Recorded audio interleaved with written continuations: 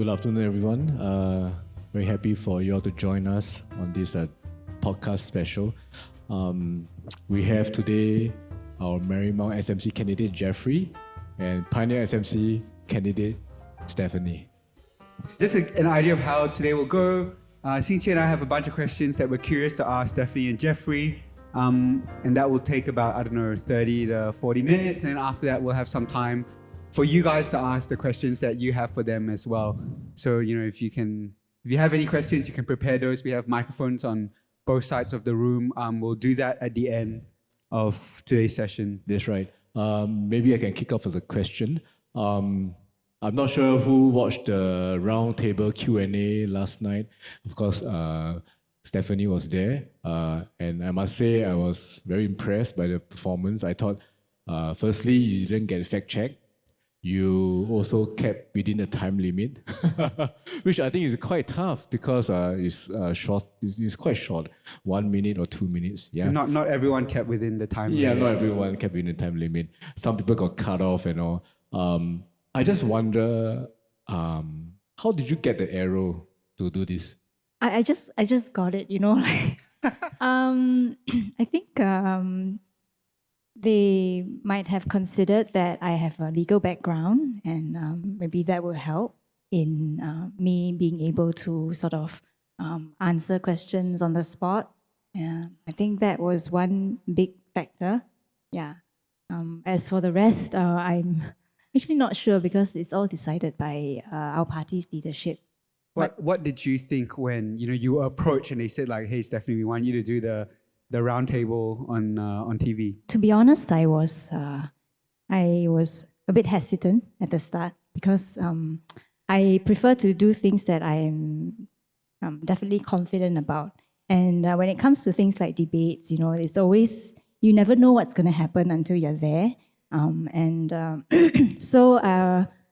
But when I was given the opportunity, I did think that it would be a good one for me to take up, not just for myself, for Pioneer, but also the opportunity for me to bring across PSP's messages to the entire Singapore, to voters. So I was honored to have been chosen, and I did my very best to prepare for it. Like you saw, right? I was flipping my notes. I worked hard to prepare those notes, and I am glad it went well, and that there are some who view positively of me and of PSP after last night's discussion. I mean, you were, I guess, the rose among the thorns. Were you nervous, kind of sparring with them? Actually, to be honest, before I knew what it was going to be like, I was nervous. I had to prepare and all that. But when I got there and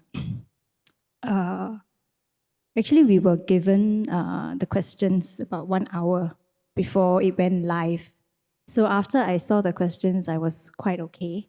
And I just sort of enjoyed myself during the actual thing, the actual airing of Were there like a team of helpers with helping you, come up with the answers and all these things? Before we went there, yes, we did discuss, about what we think might be the possible topics that will come up, and we discussed what would be the best way to bring across PSP's messages, based very heavily actually on our manifesto, because our manifesto is actually a very well thought out and well researched document that we have. It documents what we have done in Parliament, in the 14th Parliament, before it was dissolved.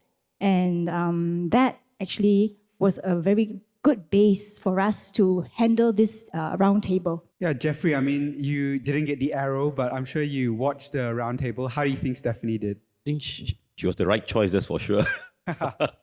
Yeah. Were you glad that you didn't get the arrow? Oh, yeah. I mean, she performed very well last night. Even when I was doing door-to-door at Marymount, residents will call me, "Hey, your colleague is on TV now. Yeah, come in and watch, So she did impress the audience, and I do hope that will translate to some extra support for us. Me too. Right. I think moving on from the round table, we are at the midpoint of, I guess, of GE. How do you guys feel it is going for your I think it's been pretty positive. I'm quite happy in a sense there's very minimal or even no sort of mudslinging here and there. It's done very cordially. Even if we meet, for example, I meet Ms. Gan sometimes when we're on campaigning and all that, it's very cordial. And I find that that should be the Singaporean way as we move forward, right? Instead of having things to be so aggressive, right? So because we all put ourselves out there, right, to serve the country, and it is a sacrifice, and I believe even on the other side is a sacrifice, right? So if we have mutual respect, this entire GE will go on very well. Yeah, but so far it's been pretty positive. Yeah. Right. Were you maybe somewhat surprised by the, I guess, lack of mudslinging? I think Singaporeans have matured a lot. Singaporean voters, right? No mudslinging. I go and visit residents. They'll take photos with us. That fear factor is slowly dissipating, which I think is good. It's good for the country also to have citizens think clearly instead of just having unfounded fears. I would say that probably long in the past, no longer now. For Stephanie, I guess you're up against PAP's Patrick Tay, right, at Pioneer SMC. How was the experience for you so far? It's my first time, right? I'm a new candidate, so everything is new for me. And so far, I think, like Jeffrey, I think I have had mostly majority positive reaction or response to me. Of course, there will be some negative ones, but for those, I think when I get that, I just try again to, just to explain to them a bit more. Like, I have been dismissed before as being too young. I've been dismissed before because of me being a full-time homemaker now. But all those, I understand where they're coming from. And when that is said of me, I will just, explain to them, why I'm doing this. And, I might be young, but I'm also a mother. I have 2 children and I have been through life, and the experience that I've gained from that is a different experience from what you get from, let's say, another kind of profession, skills-based or, certain professions is entirely different. But it is life experience that I feel is helpful for a candidate to have as well, right? Because one big part of an MP's job is to take care of your residents. Yeah, so I explain to them, and when I do that, they do soften up a bit, and I'll say, oh yeah, So I just, that's how I've been dealing with the negative side of things. As for the positive side, I've been actually very glad that actually quite a lot of young people have come up to me, especially first-time, second-time voters. So they want to find out more about, what PSP is about and what politics is about. So I'm very happy to share with them. Yeah, so it has been a great experience so far. Yeah, for me. Right. You mentioned first-time, second-time voters. I suppose what are some of the issues or concerns that they have? Did they bring it up to you? Yeah, they did. And I was actually quite surprised that some of them are actually quite mature in the questions that they have asked me. Because they've also asked that, PSP is bringing up all these proposals, and these proposals need funding. So where do we suggest that the funding come from? So fortunately, we have actually also thought about all these. I was asked this question last night as well at the roundtable. So I took the opportunity to explain to them that, when we make suggestions, we do it with responsibility. We do provide certain proposals that we feel will help to, raise revenue for the government at the same time. So we're trying to dispel this view that, opposition MPs are always trying to raid the reserves. I'm sure many of you have heard of this phrase, right? That they like to use to say that we raid the reserves. So I think this is a great opportunity for me to let people know what we are, what we stand for, and that we are a reasoned political party. Yeah, you guys have been campaigning for quite a few days now. We've got 4 days left of the campaign. You would have had Is it just 4 days? Monday, Tuesday, Wednesday, Thursday. Lost track of time. right? You better make it out of the door quickly. Yeah. We've got other things. So thank you for spending your time with us here today. You've had some time to get a feel of how people are responding to the PSP, to the points that you guys want to raise as well. With the time that you have left, what do you think is the ground that you have to make up to win votes, presumably, to win the SMC that you're competing in? I think it's both an online and offline endeavor, lah. I mean, you can't get to everybody. You go through a building, you knock doors, HDB flats. Not everyone is home at that time or could be resting early.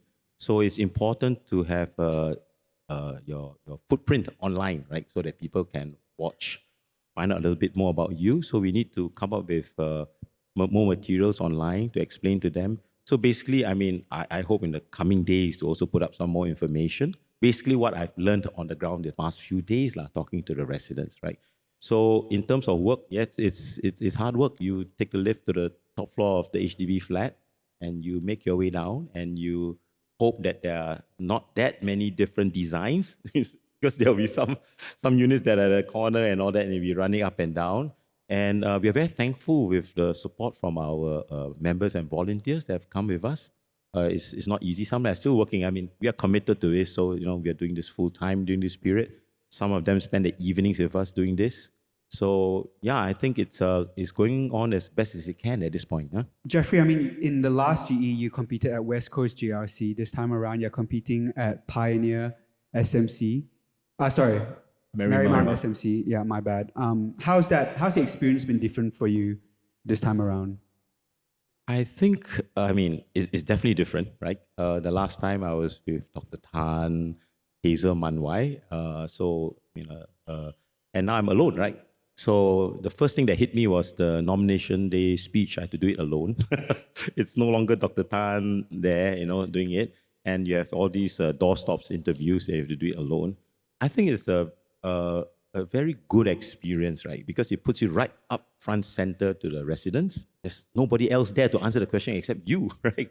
So you better make sure you know your stuff, right? So, and I think that in terms of organizing it, because you got 4 or 5 people together, it's a lot easier.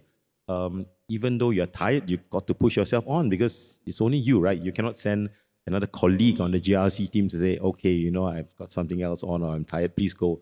You still drag yourself and do it, right? So I think Stephanie also experienced that too. Why did you decide to run again? There are a couple of reasons, right? I think first of all, the past 4 years or so, I've still been working on the ground, particularly in West Coast.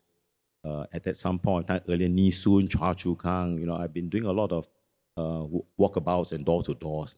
I find that interesting in a sense that even though it's not during the very hot election period, right? Residents also have issues and you start to learn. You learn a lot about life when you talk to strangers, right? You talk to them and then they tell you, look, I've got this issue, that issue. It starts you thinking, right? Now, why do I do it again? Because the interest is still there and there is still that necessity to have an alternative voice in Parliament while I still have the voice and the ability and the capacity to do it, then I'll do it, right? So this time round, party has decided to send me to Marymount. I'm happy about it that they trust that I can do a decent job there. And so, yeah, I'm doing it this round. I'm wondering how was the decision made, right? Maybe it's clearer for Jeffrey because you contested last GE, so you're not a novice. But for Stephanie, it's your first time. Why did the party decide to put you in an SMC? Actually, I'm unaware of why they decided to put me in an SMC, but I must say that when they suggested that I do so, I had many considerations. And of course, first is that I'm new and, there will be people who say like, wow, first time and you run an SMC, that must be quite, intimidating or, yeah. So that did, scare me a bit. But I also, after that, I did speak to some people who are more experienced, who have done GEs before. And, I asked them about how they thought it would be like. And I received a lot of assurance from them. And I think that also helped me in making the decision to decide to accept the suggestion and to do it. And I think that one main thing that I learned from doing an SMC is how one candidate, right, you are unable to do it, to carry a campaign by yourself. And that made me realize how important it was and how precious all our volunteers are, who do this for us, like while we are speaking here now, they are walking the ground, engaging with residents as well. So, it has been amazing for me in that way to have built my team, to form a team of my own, just like Jeffrey, because, for SMCs, it's a bit slightly more difficult in the sense that some volunteers might be more, let's say, drawn towards helping in the GRCs, where there's a lot of, where Dr. Tan is and all that. And for us, it's a bit more difficult, but I mean, we still manage to find people who sort of like jive with us. And I mean, like, their energies match us, Chemistry is important, in finding a group of people to work with you, especially when it's volunteering. Nobody gets anything out of this, right? So people can come, they can go whenever they like. So I think I've also tried in this way to make sure that, I take care of the welfare of our team members, which I'm sure Jeffrey will do as well, because this is not the end, this is the beginning, you see. If we do win, right, it is the beginning of something more. And you definitely want to keep the people with you. Yeah, so that's one big thing that I learned from running an SMC myself. Maybe to add to, definitely running an SMC myself and our other colleagues running in GRCs, at the end of the day, right, for PSP, we need to have a voice in Parliament. So there's always a strategy behind it. You got to think through where are the best opportunities, right? And because at the end of the day, now we have two voices in Parliament. Hazel and Manwai have done pretty well. Both of them literally donate away all their salary, and then basically are working at it, day and night, for the past 4 years, right? Now, imagine after the results are out and you got zero. You think about it, right? So we do hope through this strategy, right, that one of us or more of us will get in, right? So where the party sends us, there's a thought, there's a lot of thinking behind it. So as candidates as it is, right, we need to be part of that, whether we think that a place we have a better opportunity to win or not a better opportunity to win. For the sake of the party, we go, right? And hopefully with that, some of us will get it, yeah? I'm wondering about, Jeffrey, you mentioned about Dr. Tan and West Coast and all, and of course, Mr. Leong and Hazel being NCMPs, right? But this GE, I think we are looking at a fair bit of a key battlegrounds at, especially maybe in Tampines, Punggol, of course, and West Coast. What do you think are the party's chances this time around to really make the breakthrough, or would it really be a setback because you may even lose the NCMP seats? As my chairman always say, we definitely feel there's a chance. That's why we are putting all our backs into this and sweat into this, right? End of the day, it's up to the voters to decide. Right? We'll do our very best. We think the opportunities are still there. We have bright new candidates such as Stephanie joining us. We have Lawrence Peck. We have Lecky. So, we are very glad they're on board with us. Gives us, I would say, renewed energy this time round with a lot of fresh faces. So I think our opportunity to get into Parliament is still pretty good.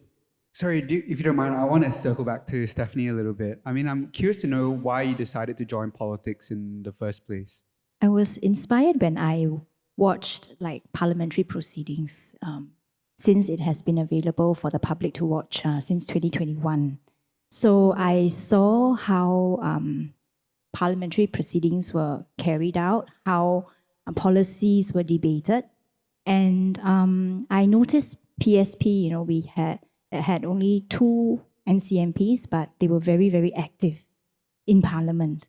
So like I mentioned at the roundtable last night, that in just this one term, we filed more than 700 parliamentary questions, and we raised many motions. So for a small party, a new party with only 2 NCMPs, I think a lot was done. And I found that the questions that were asked were sometimes considered controversial, but I would say that they are important for Singaporeans to have an avenue to find out what is actually going on Otherwise, we wouldn't know. So I thought that was very courageous of the party to do so, and I felt that I could contribute and I wanted to help in this endeavor. And that's what made me join politics and in particular PSP. Was there a Yeah. particular issue that moved you to, want to contest? Particular issue, I would say that I am concerned about children's issues, education, and their mental health. And if I were given a chance, to be elected, these are some of the areas that I'd like to bring up in Parliament. And another area that I'm concerned about is like governance in Singapore. So because, the ruling party always tells us, give us your strong mandate, right? Do you want a strong government? But, I think that it is important to have a strong government for efficiency, to make sure that things can be done. But at the same time, it is also important for there to be good governance. And what good governance means is that there should be transparency, there should be accountability. And I think that it will be difficult to get that if you don't have opposition MPs in Parliament. Yeah, so that's another area that I feel very strongly about. And I do hope that, Singaporeans will realize that this is also a very important aspect of governance. If you don't mind me asking, because I read on your profile on PSP's website, right, that you gave up your career to take care of your kids. But if you were to get into Parliament, I guess that is also a big job. Who will take care of your kids at that point in time? Most MPs, they do have a full-time job, right? There are some who are full-time MPs, but they're quite rare. And then as for me, I just have a different job, which is to take care of my kids. But, the reason why I am able to do this at this point in time is also because my children are a bit more grown up now. They're 7 and 10. So I feel that they're a bit more independent, and I am quite confident that I'll be able to cope with both areas. Like now they're in school, I can be here, So the job of a homemaker is also, it's a bit more flexible, I would say. We do wake up very early because we need to prep our kids for school and all that. But after they're off at school, we have some time to, do what we need to do.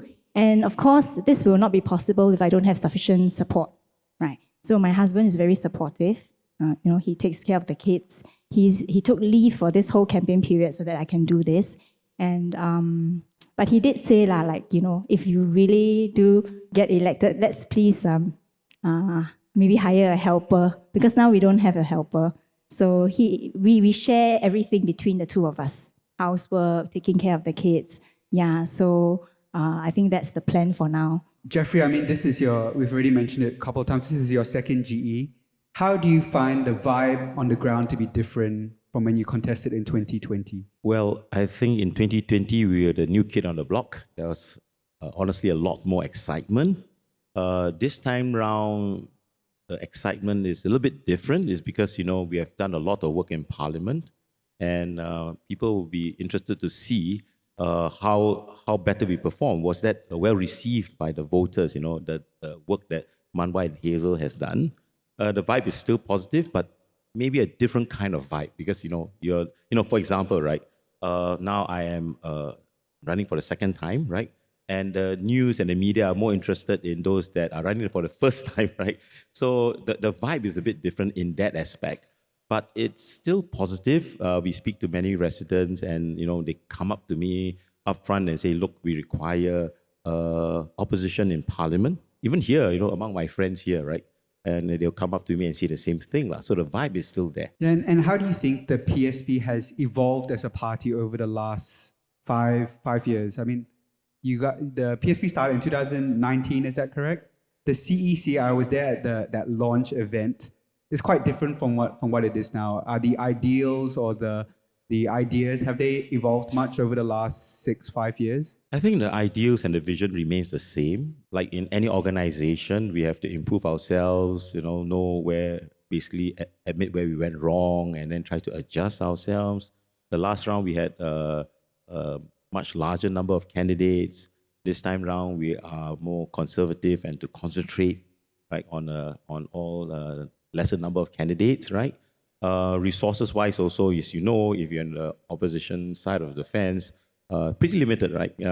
It's a lot of it is also from our individual pockets, right? So as a result of which, I would think that this time round we are more focused. We learned our lesson, right? Like by spreading ourselves too wide wasn't really a good idea.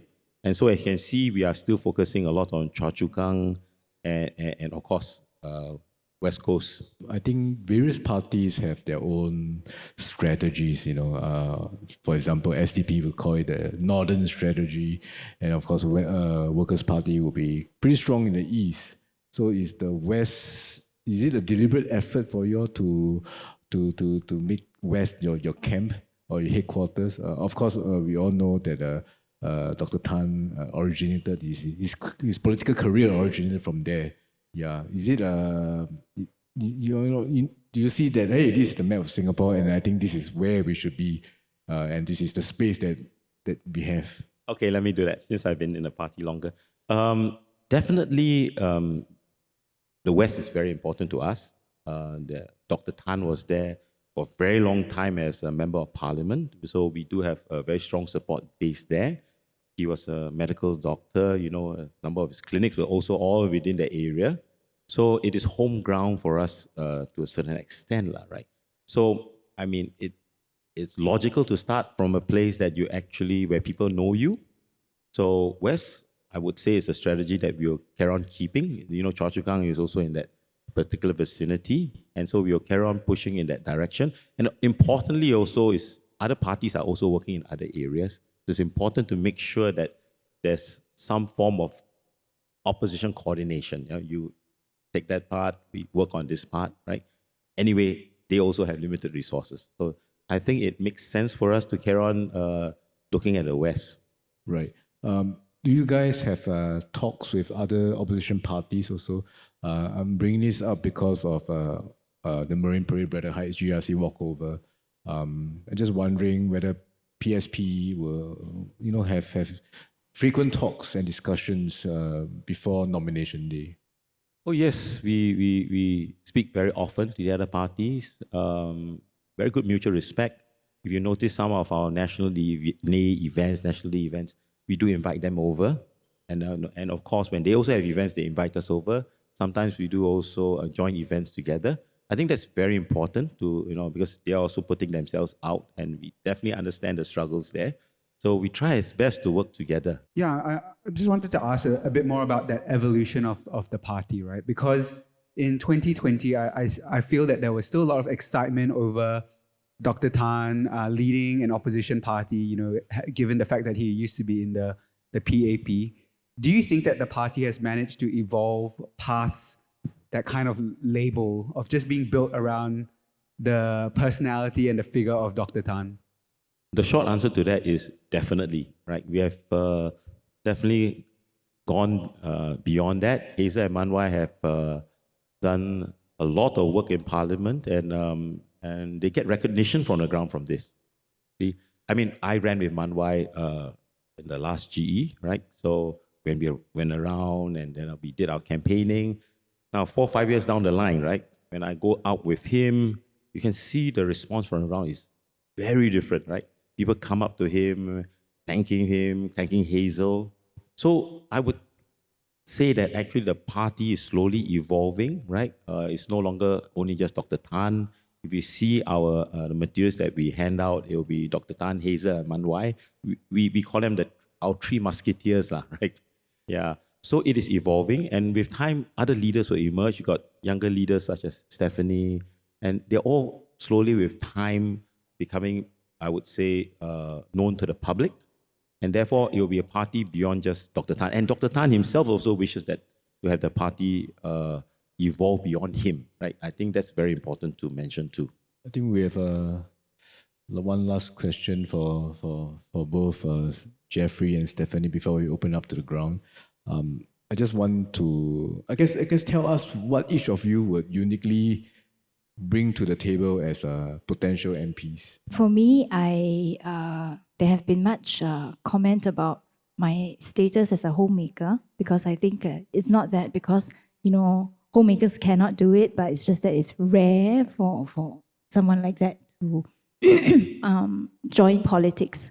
But what I want to say is that I think that my experience as both a lawyer in the past and a current full-time caregiver, actually I feel will help me to discharge the roles of an MP in a good way, because an MP, one aspect of our work is in Parliament. So I think my legal experience will help me with that. And the other role is to take care of your residents and, build relationships with them and, help them in whatever ways that they need your help for. So in that respect, I think my experience as a caregiver helps me with that. Another thing that I hope for is that for Singaporeans to see and respect every profession and every job, that we all have. I do not think that there is any job that is easy. It all just comes with different challenges.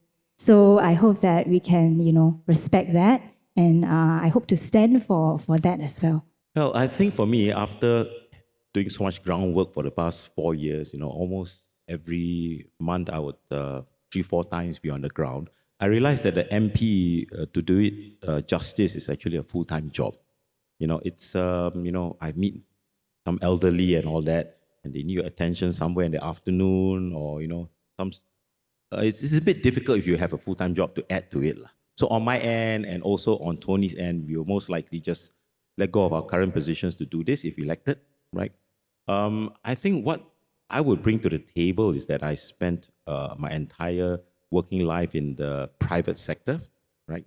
As opposed to some of the PAP candidates who spend most of their time in the public sector.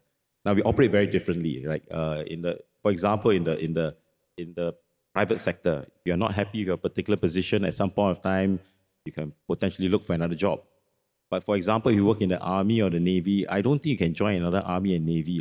Let's put it this way. You're stuck there. You either listen to your superiors or you really have to find another career altogether.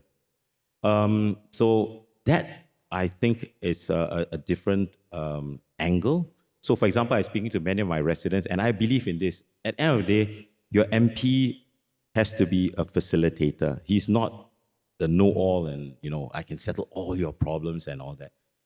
So I've spoken to a lot of my residents there and tell them, look, if I'm an MP, let's have more frequent dialogues. Let's not have dialogues only when something bad happens and I have to have a town hall and explain the situation through, right? Rather, say we talk, because I believe in the wisdom of the residents. They stay there, they'll tell you their issues, and they also tell you the solution, right? Now, whether the solution is feasible, financially sensible, sustainable, and all that, that has to go through a lot of thought, right? So our party also have resources for that. We'll think through it, and then if it makes sense, then we put it out as a paper in Parliament. So it's more of a facilitator role, but which takes time to do that. So the other thing I'm very interested in is to, people are looking for jobs, and jobs is not purely about, answering a, advertisement online and all that. It's also got to do a lot with your networking. So I like to build up networking events, right, to let the young people meet, and also mentorship events so that you can actually have. I met, for example, recently in Marymount, a lady who has been has been an architect for a very, very long time, right? So we talked about it and all that. She's near retirement. She'd be more than happy to actually take on a few architects, younger ones, right? Teach them the ropes. And I think that builds bonds within the society itself. So those are the few things I would like to bring. Last thing is more on a personal basis. I get I feel very sad when you see old people staying together or one person staying together and you hear news of them passing away and then nobody knows what happens, I think if I were to be the MP, we would sort of set up more volunteer groups to watch over them. They've done their part for the nation. It's extremely sad to just, hey, I didn't see this gentleman for 1 week and then he's, gone, right? Kind of thing, right? A nice exit would be good, right? So caring for the elderly is something that is something very close to my heart. My parents are no longer with me, so I see somebody who's older, right? Get a feeling that, you want to take care of them, right? So these are things I want to bring to the table if I become a member of parliament.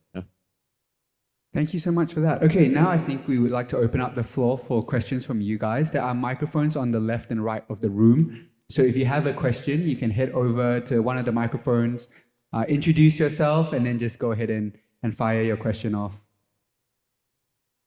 Hi, sir. Hi, my name is Eugene, and I have a question. So, during the course of this election, in fact, every election, right, we hear candidates telling us, please give us a mandate, and they say things like, I want to be the voice in Parliament for the vulnerable, things like this, right? So, but to me, these statements are so generic, and they're not helpful at all. So I guess somebody like in my age, I like, a bit more specifics. So my question to both of you really is, what are your long-term, short-term and long-term goals, for your constituency and for Singapore? And more importantly, if elected and you go into Parliament, how will you achieve these goals that you set for yourselves? Thank you. Thank you, Eugene, for your question. On a more specific level, with respect to Pioneer, I have actually some plans that I would love to carry out if I were to be elected.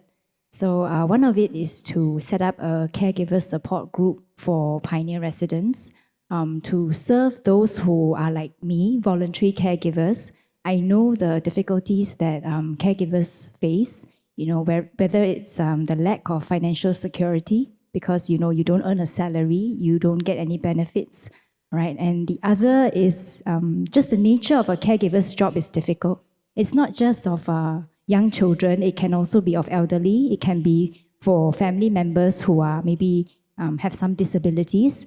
And it is a long journey, and sometimes it's like, sometimes you feel that there's no end in sight when times get very tough, So caregivers, naturally, they face more stress and a higher risk of burnout. So it's important, I feel, that, to connect fellow caregivers together in a support group where you are with people that are going through the same thing as you. You chat with them, you hang out with them, you get to share your struggles with them.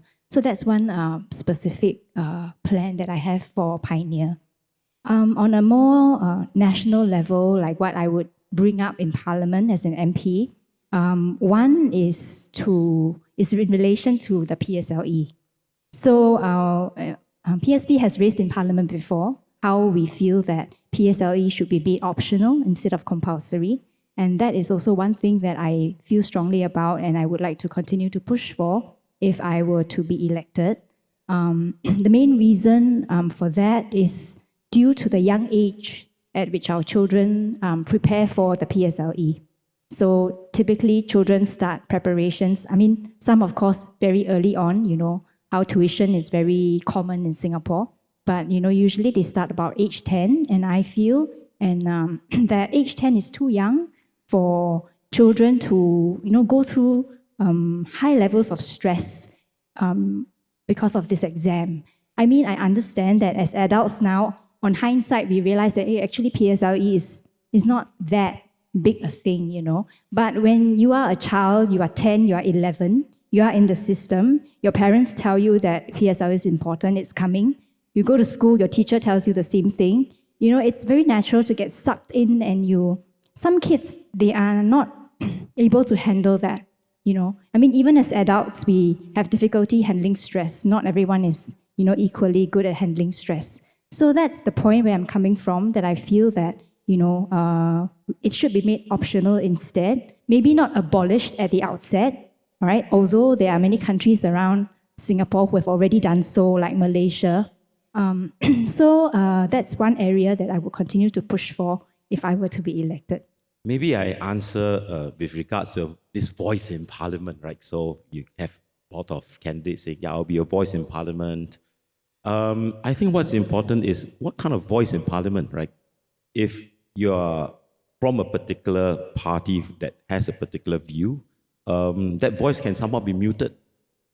Say, for example, you're a resident and you don't agree to the GST hike 7% to 9% and all that, but your member of parliament is from that party that actually wants to do it.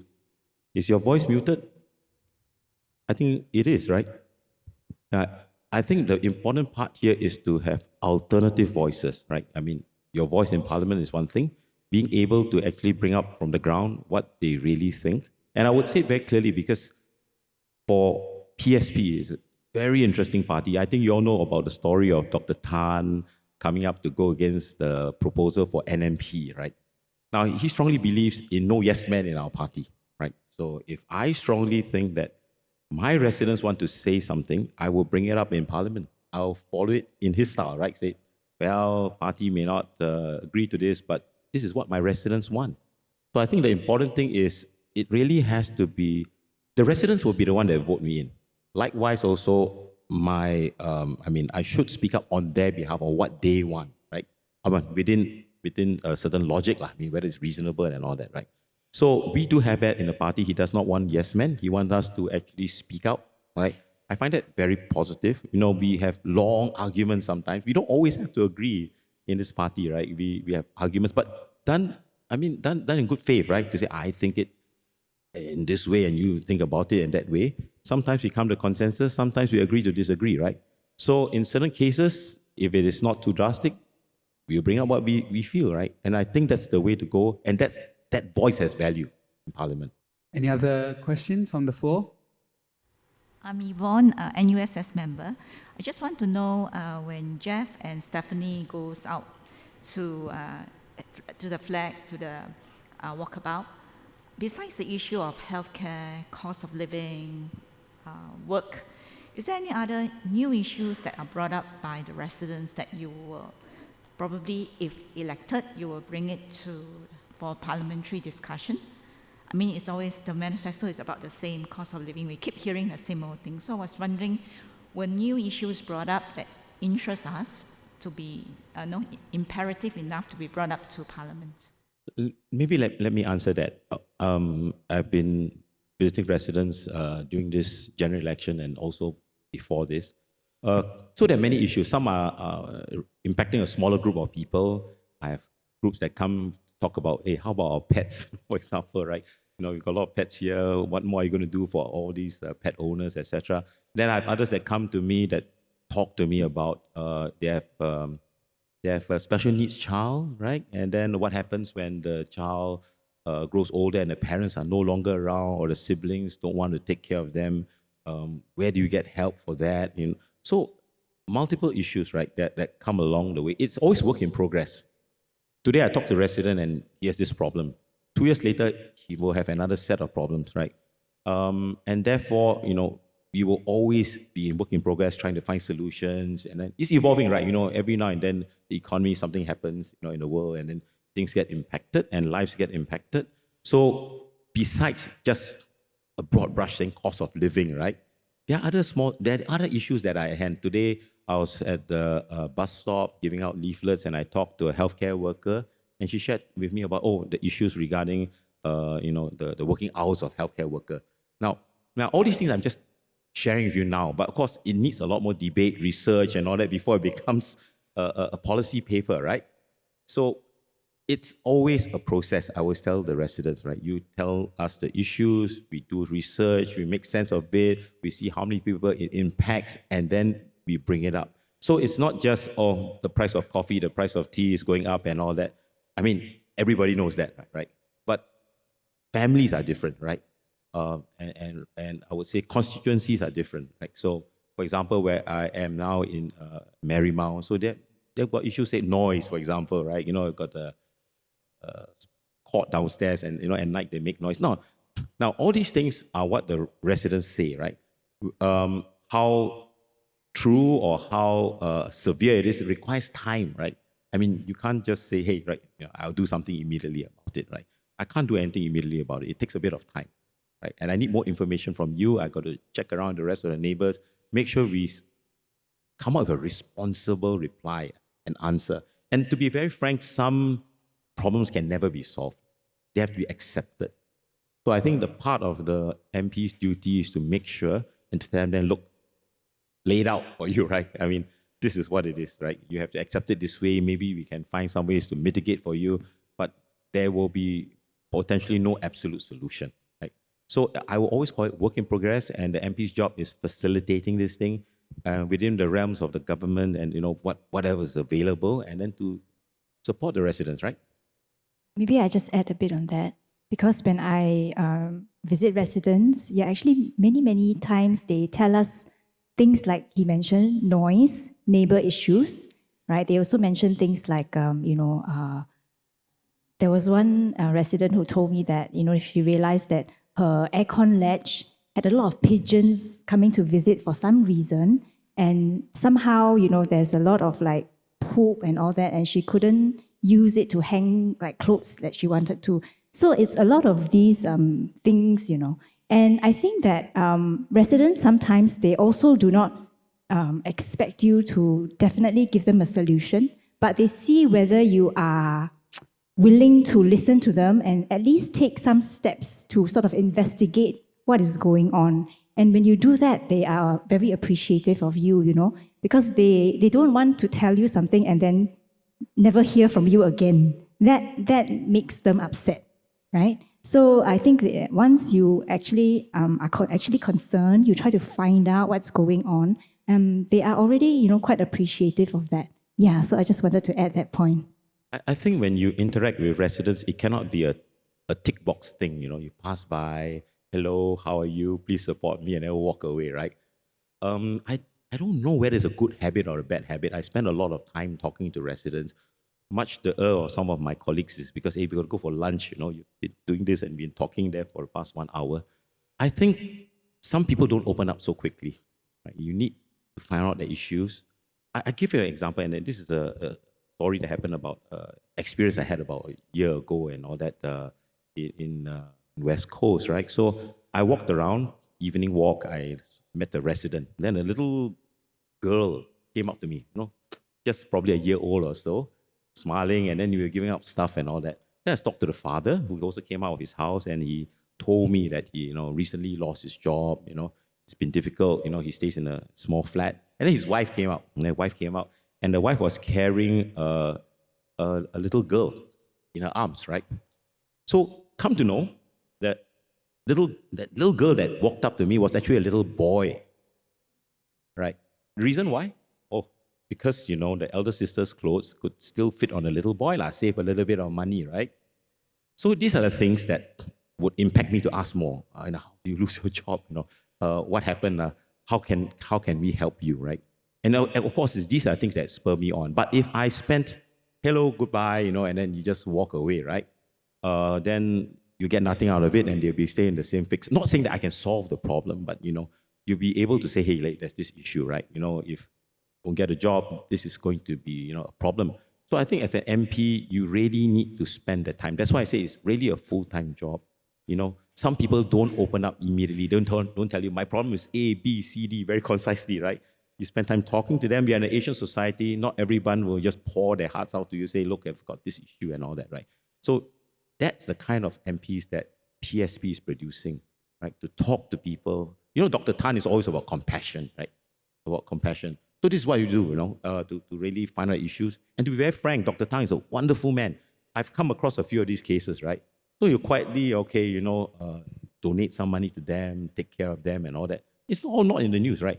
So that's why he's so well loved, right? He really serves with a heart, right? And we are trying our best to actually learn from that. Actually, I'm curious, Marymount SMC, Pioneer SMC, are there any issues that are unique to these two constituencies that set them apart from the rest of Singapore? I think the demographics, at least for is a bit different, right? I mean, demographics, the flats there, I think the people there are more affluent, right?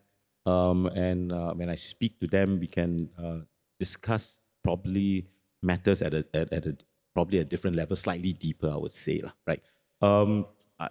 Issues-wise and all that is probably, I mean, you're staying in HDB is pretty much standard, in a sense, right? So not that big a difference in the area, but the discourse, the discussions we have with them are more refreshing, at least, when I speak to them. jobs and cost of living. Now, it doesn't impact everyone, right? I mean, cost of living is impacting those that probably have incomes that are not so big, I mean, if you're having a $20,000 job a month, even if the GST went up, really wouldn't impact you so much, right? So I've come across residents that are really kind. I mean, they do very well in their careers, but they do bother what happened to their neighbors, right? So I'm very touched with the fact that they do think about others. That's the good part about some of my Marymount residents. From Pioneer, actually, I grew up in the West. I grew up in Boon Lay, Jurong West, which is and part of the Pioneer area is a little bit deeper than that. But Pioneer is actually a very heartland constituency. So there's only one condominium in the whole Pioneer SMC. The rest are all HDB flats. So the feeling that you get there is very homely. It's a very down-to-earth, no frills kind of constituency. And actually, it has very basic amenities as well. So there is no hawker center in Pioneer, no market, no wet market. There is only one or two coffee shops where most of the people will eat and hang out, daily. So it's a very simple place, and there are also a lot of Mandarin-speaking families in Pioneer. So when I go there, it's I speak a lot of Chinese in Pioneer, to connect with the residents there. But it's a lovely place. It is a very simple heartland constituency. I'm also curious about all the singing that's been going on this election. A lot of candidates have been singing. Jeffrey, I know that you won singing competitions. You're standing on the stage that I sang probably the most. Oh, wow, okay. Yeah. I mean, NUSS, I stepped down from the management committee a couple of days ago, right? I think music connects people, right? Okay. Yeah. And from there, you start a conversation. Yeah. Right. I've talked to many residents, and they're always very curious about what I do in terms of performances and all that. Right. Of course, I'm not this cannot be a career, at least for me, right? Yeah. But what I did was on the spot to start singing is because I felt that somehow they'll remember, oh yeah, this guy, right? He's one of us, right? He loves music, and particularly I'm on this Huang Jing Lian Hua, and I'm still on it as it is. In fact, you'll play out this coming Friday and Saturday also. Yeah. Wow. Yeah. Interestingly, right? Yeah. So when I speak to them, it's not always about the cost of living. I mean, imagine you knock the door and say, "Hey, auntie, things expensive, huh?" It doesn't work that way, right? Hey, auntie, have you watched this show and all that? And then we start a conversation, and then slowly they open up about other issues, right? I think it's a good door opener, and hope I come across friendly to them, and then we can start that conversation, right? What's your go-to karaoke song? What's my go-to karaoke song? Too many to list. But I particularly sang that during the rallies because I was recently on television singing that song lah. And it fitted very well. 我的心里只有你，没有他. So basically, my heart is for you lah, right? Rather than for anyone else. So that's to my Marymount residents. Right. I think we have a question. Hello, I'm Elizabeth Su, and I'm a member of NUSS. I'd like to ask or comment on some of the things that you all said. And Jeffrey, it's really laudable that you want to be a full-time MP, because I think the role of MPs has changed over time. In the past, it used to be a vocation, when our forefathers started the first cabinet, our fully local cabinet. So what do you think a full-time MP could do in which area, that is perhaps lacking today, because that person is not a full-time MP, without, of course, pinpointing or saying it's bad. But the other thing, that's one question, what can full-time MPs offer in your perspective? The second question is the role of foreign labor in Singapore, because several industries, example, construction and maritime, depend a lot on foreign workers. So how sustainable is this, and how can we actually encourage more Singaporeans to take up these jobs? because we want Singapore to continue thriving, but foreign worker costs are also increasing and might not be sustainable in the long run. The third question is, it's great if you could both win the elections, but what would you do if you lost? Or you lose, sorry. Okay, thank you. Let me answer the first question, and if you like, you can take the second question, if it's not too difficult. Okay. Let's put it this way, why I think it's a full-time job, because it requires one very important ingredient. It's called time. Right? You need to spend time with the residents to find out their issues, right? And I think that's a very important thing, when people open up and you need time. And if you are really having a full-time job and all that, it's very difficult, Not all of us have a 9-to-5 job. Some of us work from home, the elderly also, they're at home, and even the homemakers at home. This is a good time to talk to them, right? And then from there, sit down and formulate solutions together. So I believe it's a more complex society now, right? More issues are coming up. So time is the issue here. I would be very happy to start my day off having coffee at the hawker center there, trying to get the residents to warm up to me, get their issues. And if the issues are very interesting, to say, hey, you know what? Later after breakfast, 10 o'clock, I come to your place, we talk a little bit longer, I take a lot of notes, and then find out what their issues, and then work from there. All these takes time. It's not possible to just, okay, you have this issue, I send you to that, that ministry or whatever, and done with. It could be very unique.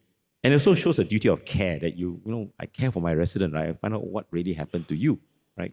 So it is definitely, to me, a full-time job. It's very difficult to do it properly if it isn't. Now, to me, that's more like national service, right? To get it done properly. Elizabeth, right? I'm going to try to answer the third question.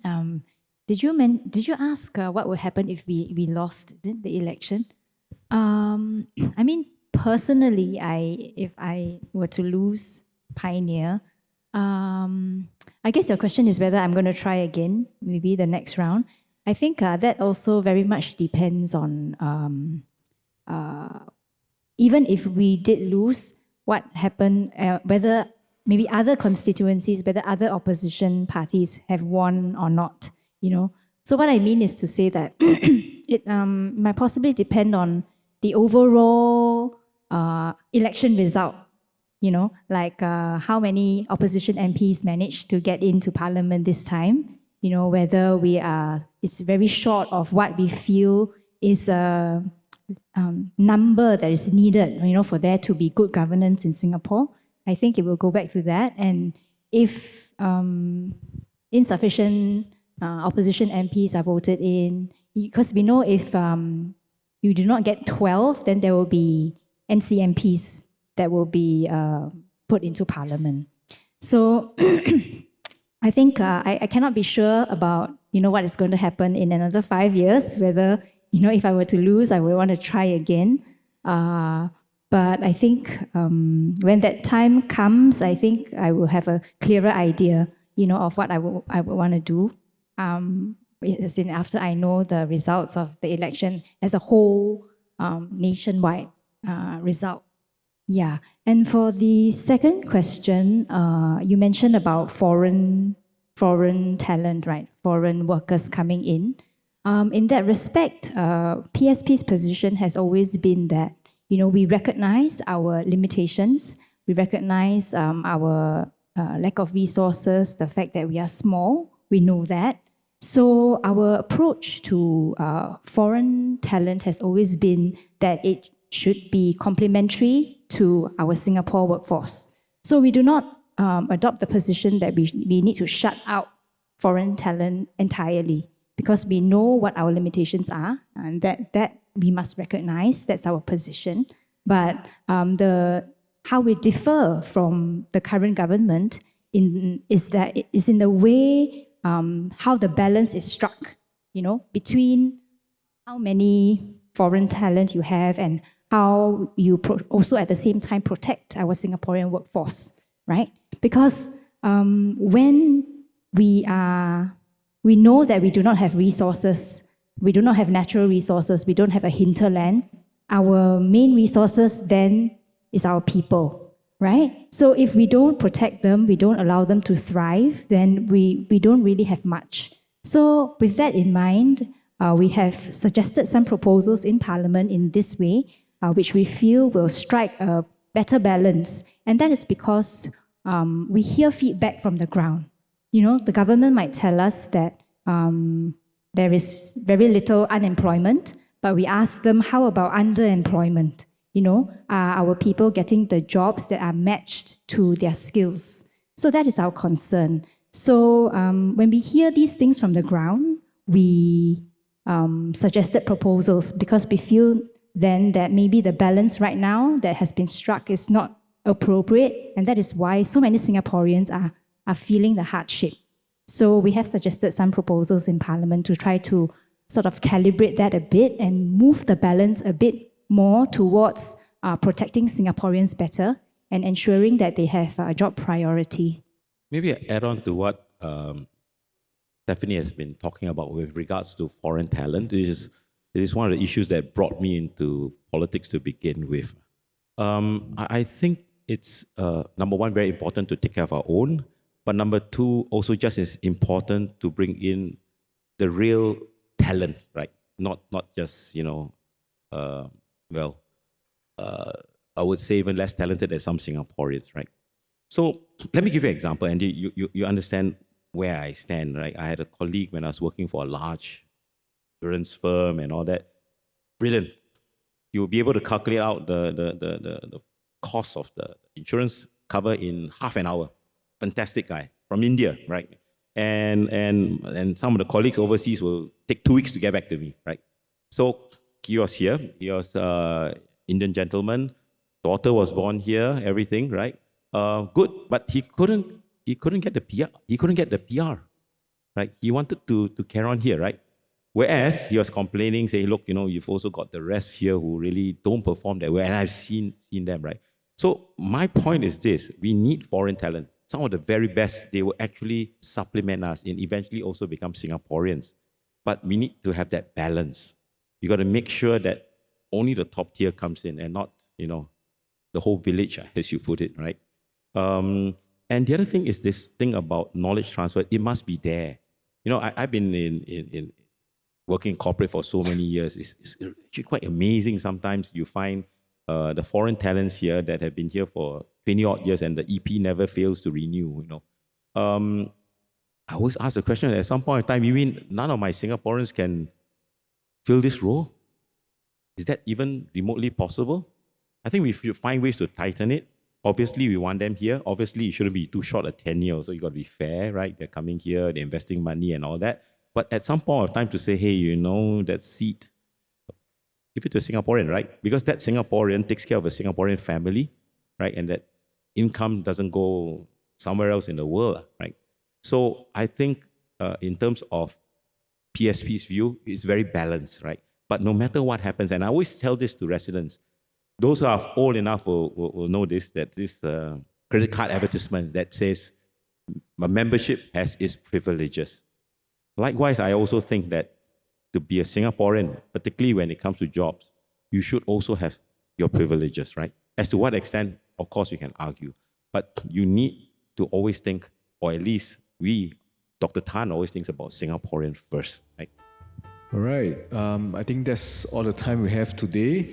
Thank you so much for joining us. And how about a round of applause for Marymount SMC candidate Jeffrey Khoo and Pioneer SMC candidate Stephanie Tan. Thank you very much. I wish you guys all the best on May 3rd. Thank you.